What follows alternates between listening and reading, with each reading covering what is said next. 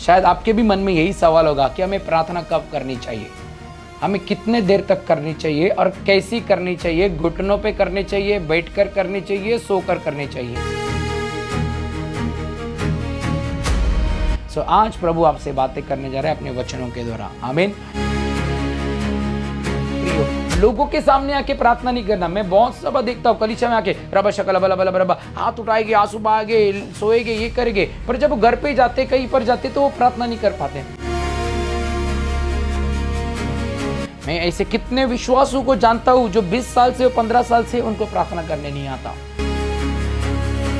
Praise the Lord, shalom और सबको जय मसीह की।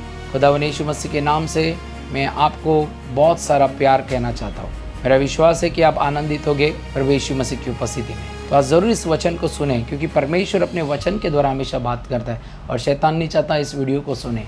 मैं आपको कहना चाहता हूँ आज आपके बहुत सारे सवालों का जवाब आपको मिलने वाला है। आमीन। सो बहुत सारे लोग मुझे कॉल्स करते हैं जब मेरे चर्च में मैं जाता हूँ या मैं पूरे इंडिया के अंदर जब ट्रैवल करता हूँ। उनका एक सवाल ज़रूर मेरे पास होता है कि हम प्रार्थना कैसे करें, हम प्रार्थना में परमेश्वर की आवाज़ को कैसे सुने और प्रार्थना कितने देर तक करें और प्रार्थना कब करनी चाहिए। इस सारे सवालों के जवाब आज परमेश्वर आपको देने जा रहा है।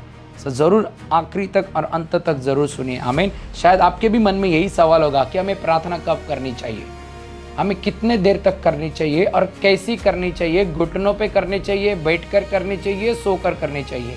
सो आज प्रभु आपसे बातें करने जा रहे हैं अपने वचनों के द्वारा। आमीन। सो हम पढ़ेंगे मत्ती की किताब अध्याय 6 वचन 5 से पढ़े। जब चेले यीशु को सवाल करते कि हमें प्रार्थना कैसी करनी, हमें तो बता। जब तू प्रार्थना करे तो कपटियों के समान न हो, क्योंकि लोगों को दिखाने के लिए आराधना में आकर सड़कों में मोड़ों पर खड़े होकर प्रार्थना करना उनको अच्छा लगता है। मैं तुमसे सच कहता हूँ वो अपना प्रतिफल पा चुके हैं। परंतु जब तू प्रार्थना करे तो अपने कोठरी में जा और द्वार बंद कर, अपने पिता से जो गुप्त में प्रार्थना कर, तब तेरा जो पिता गुप्त में देखता है वो तुझे प्रतिफल देगा। प्रार्थना करना मतलब क्या मेरे प्रियो? लोगों के सामने आके प्रार्थना नहीं करना। मैं बहुत सब देखता हूँ कलीसिया में आके रबा शकल बला बला बला, हाथ उठाएंगे, आंसू बहाएंगे, सोएंगे, ये करेंगे, पर जब वो घर पे जाते, कहीं पर जाते तो वो प्रार्थना नहीं कर पाते। मैं ऐसे कितने विश्वासों को जानता हूँ जो 20 साल से 15 साल से उनको प्रार्थना करने नहीं आता। हालेलुया। मेरे प्रियो, प्रभु यीशु मसीह हमें क्या बताना चाहते? जब कभी आप प्रार्थना करो, बंद खोली में जाओ, गुप्त में जाओ, कोठरी में जाओ, द्वार बंद करो और अपने पिता से गुप्त में प्रार्थना करो। वो तुम्हें सुनेगा और गुप्त में तुम्हें प्रतिफल देगा। आप देखो, जब एक परिवार लोग जब बातें करते, वो सबके सामने अपनी बातें नहीं बताते। किधर करते? गुप्त में करते। वो जब बेटा अपने पिताजी को कुछ कहना चाहता है, वो सबके सामने नहीं कहता, गुप्त में कहता है। जब बेटा प्रॉब्लम्स में हो ना, तो सबके सामने नहीं कहता कि मेरी लाइफ की प्रॉब्लम ये है, ऐसा है, वैसा है, पर वो अपने पिता के पास जाता है और पिता को गुप्त में बताता है और पिताजी क्या करते हैं? उसकी मदद करते हैं। हालेलुया। इसलिए यीशु मसीह में क्या बता रहे? ओल्ड टेस्टामेंट में परमेश्वर पुकार रहे थे लोग, पर यीशु मसीह क्या कह रहे हैं? अब वो हमारा परमेश्वर नहीं तो हमारा पिता है। यीशु की वजह से हमें पिता ठहरा है। हालेलुया। कितने लोग सुन रहे हैं? आप यीशु पे विश्वास करते हो तो जो अब्राहम का परमेश्वर था, अब वो हमारा पिता बन गया है। हालेलुया। इसलिए जब अभी बहुत लोग का सवाल ये है कि हमें कौन से समय पे प्रार्थना करनी है, तो मैं उनसे कहना चाहता हूँ, आपके घर में जो पिताजी है, आप कौन से समय पे उनके साथ बात करते हो? शायद आप सुबह ही करते होगे। बाद में बोला होगा आपके पिताजी ने उनसे बात मत करो, मैं से सिर्फ सुबह ही बात करने का। किसी का पिताजी ऐसा भी होगा, बोलता होगा सिर्फ दोपहर में बात करो, बाकी टाइम पे बात मत करो। किसी का पिताजी ऐसा होगा कि बोलता होगा रात में ही बात करो, बाद में मेरे से बात मत करो। मेरे प्रियो, आपके पिताजी ऐसा नहीं कहते। आप जब भी प्रॉब्लम में हो, वो कितने भी बिजी हो, तब भी आपका फोन उठाएगी, आपसे बात करेगी, बोलेगी बेटा बोल क्या हुआ। किसी और व्यक्ति का फोन नहीं उठाएगी, पर आपका नाम देख के वो जरूर आपका फोन उठाएंगे। तो सोचो, शारीरिक पिता आपकी इतनी सुनता है, कितनी भी बिजी होने के बावजूद आप कोई भी समय पे उसके साथ बात कर सकते हो। ऐसे ही हमारा वो स्वर्गीय पिता है जिसने सारी सृष्टि को बनाया, जिसने तुम्हें बनाया। आप कोई भी समय पे उसके साथ बात कर सकते हो, कोई भी समय पे आप उसके संगति में रह सकते हो। वो परमेश्वर नहीं रहा तो हमारा पिता परमेश्वर है। सुबह बात करो, दोपहर में बात करो, रात में बात करो, जब भी आपको बात करने तब बात करो। हालेलुया। कितने लोग बोलते नहीं रात में बात करेगा तो ज्यादा सुनता है। वो आपका नजरिया है सर, आपका पिता है वो, आप कभी भी बात करो आपको सुनता है। हालेलुया। वो गुप्त में आपको प्रतिफल देगा। जब आप सोते रहते हो ना, बहुत सारे लोगों के पिता है, बच्चा उठने से पहले उसके हाथ में पॉकेट मनी देके जाता है, वो जब स्कूल जाता है तो पिता को पता होता है स्कूल में इसकी ज़रूरत क्या है। अच्छे मार्क्स लेके आता है तो साइकिल को लेके आता है। ऐसा आपका पिता है, वो परमेश्वर नहीं, पिता परमेश्वर है। हालेलुया। मेरे प्रियो, आप जब चाहे आपका मन जब चाहे पिता से बात करो, पर बात करो। एक शारीरिक पिता आपको जीवन नहीं दे सकता, स्वर्गीय पिता आपको जीवन दे सकता है। शारीरिक पिता आपको चंगाई नहीं दे सकता, स्वर्गीय पिता परमेश्वर आपको चंगाई दे सकता है। शारीरिक पिता आपको शांति नहीं दे सकता, पर स्वर्गीय पिता यीशु मसीह आपको शांति दे सकता है।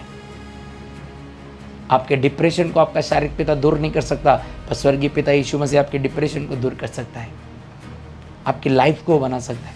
इसे मैं कहना चाहता हूँ, आप जब चाहे मन करे तब अपने पिता से प्रार्थना करें। जब चाहे उसे आप बात कर सकते हो, जब आपके मन में है तब बात कर सकते हो। फिर कितने लोग बोलते हैं हम प्रार्थना कैसे करें? आपके पिता से बात करने के लिए आप कैसे बात करते हो, वैसे आपके पिता से प्रार्थना करनी है। जो आपके लाइफ में प्रॉब्लम चल रही है उसे बताओ, उसकी आराधना करो, उसको धन्यवाद दो, उसकी महिमा करो, उसको ऊंचा उठाओ। उसने आपके लिए जो क्रूस के ऊपर अपने आप को बलिदान किया उसको याद करो, उसको उस बात के लिए धन्यवाद दो, उसके प्रेम के लिए धन्यवाद दो। सबने छोड़ा था पर यीशु ने आपको अपनाया, उस बात के लिए धन्यवाद करो। आमीन। इससे सब जन ये हो गए कि यीशु मसीह ऐसे कैसे करे, पिता से कैसे प्रार्थना करे, वो तो परमेश्वर है। यीशु मसीह के आने की वजह से परमेश्वर पिता में बदल गए। आमीन। सो आपको मैं कहना चाहता हूँ, जब आपकी इच्छा हो तब अपने पिता से प्रार्थना करो, वो आपकी सुनेगा, आपको उत्तर देगा और आपको छुड़ाएगा, आपको बचाएगा, आपके लिए खड़ा होगा। आमीन। शायद एक बार शारीरिक पिता आने में देरी करेगा, पर स्वर्गीय पिता आने में आपकी देरी नहीं करेगा। आमीन। सो मैं आपसे सबसे कहना चाहता हूँ, जब आपका मन करे, घुटनों पे बैठना है घुटने पे बैठो, खड़े होकर रहना है खड़े के रहो, बैठ के बात करना है बैठ के बात करो। जैसे आपको लगता है आप परमेश्वर के साथ बात कर सकते हो, अपने पिता के साथ बात कर सकते हो। पिता जरूर आपकी सुनेगा। आमीन। हालेलुया। तो प्रभु आप सब लोग को आशीष दे। आपका प्रार्थना में मन नहीं लगता होगा, आज आपके लिए मैं प्रार्थना करता हूँ कि परमेश्वर आपकी लाइफ में कार्य करेगा। पिता मैं प्रार्थना करता हूँ यीशु के नाम में, इनके लाइफ में आज तू कार्य कर, इन्हें प्रार्थना का मन दे। और पिता तू इन्हें गुप्त बातें बता, जो बातें ये नहीं जानते, इनसे बातें कर, इनकी सहायता कर, इनकी मदद कर। प्रार्थना का आत्मा इन पे ठहरे, शक्ति बल कृपा दया इन पे उतर आए। प्रभु कृपा कर मेरे daddy, they loss father love, give them your love Lord. उन्होंने अपने पिता का प्रेम खोया है, तेरा प्रेम उन्हें दे पिता। पिता वो जाने कि तू उनसे बहुत प्यार करता है, ऐसी कृपा उन पे उतार, ऐसी दया उन पे उतार। पिता मैं प्रार्थना करता हूँ, जब जब वो तेरे संगति में बैठे तब तब तू उन्हें फल देना। जब जब वो अपना द्वार बंद करे तो तू एक नया द्वार उनके लिए खोलना। प्रभु आशीष करना, आशीष का द्वार खोलना, चमत्कार का द्वार खोलना, चंगाई का द्वार खोलना, छुटकारे का द्वार खोलना। जब जब इनके आंसू बहे पिता, वो आंसू पिता परमेश्वर आशीष के साथ इनके जीवन में बरसाना। जब ये द्वार बंद करेंगे पिता तेरे साथ बैठेंगे तो इनके लाइफ में एक नई शुरुआत करना। मैं धन्यवाद करता हूँ प्रभु, इन्हें आशीषित कर, इनके परिवार को आशीषित कर, इनका दुख सुख में बदलता जाने पाए। मैं भविष्यवाणी करता हूँ आपके लाइफ से अंधकार दूर होके प्रभु यीशु मसीह का उजाला आए। मैं प्रार्थना करता हूँ आपके लाइफ में बड़ी गवाहियाँ हो, आपके जीवन से दवाइयाँ दूर होने पाए, आपकी स्टोरी ग्लोरी में बदलती जाने पाए। यीशु के सामर्थ्य नाम से मांगता हूँ पिता, आमीन आमीन आमीन। तो प्रभु आप सब लोग को आशीष दे। God bless you. तो ज़रूर अपनी गवाही के लिए स्क्रीन पे दिए हुए नंबर पर कांटेक्ट करें और अपनी गवाही को शेयर करें। प्रभु आप सब लोग को आशीष दे। शालोम, सबको जय मसीह की। इस वीडियो को देखने के लिए धन्यवाद। ऐसे और आशीष भरे वीडियोस को देखने के लिए हमारे YouTube चैनल को सब्सक्राइब जरूर करें और साथ ही बेल आइकन को दबाएं।